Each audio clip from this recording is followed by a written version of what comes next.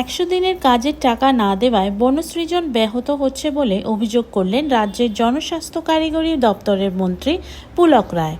বৃহস্পতিবার হাওড়ার অন্যতম পর্যটন কেন্দ্র গড়চুমুকে হাওড়া জেলা পরিষদ ও হাওড়া বন বিভাগের উদ্যোগে বন মহোৎসব শীর্ষক অনুষ্ঠানে বৃক্ষরোপণ কর্মসূচিতে অংশ নিয়ে মন্ত্রী বলেন, 100 দিনের কাজের টাকা না পাওয়া যায় এই মুহূর্তে পঞ্চায়েত স্তরে কোনো কাজ করা যাচ্ছে না। ফলে বিগত দিনে পঞ্চায়েতগুলোর পক্ষ থেকে যে বনসৃজনের কাজ করা হতো তা ব্যাহত হয়েছে।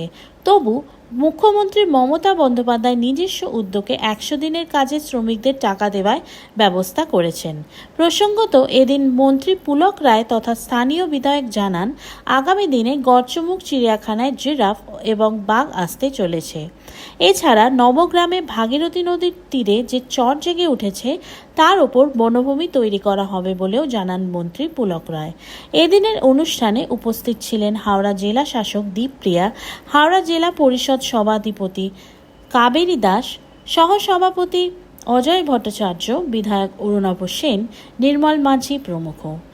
ব্যুরো রিপোর্ট, RG সমাচার।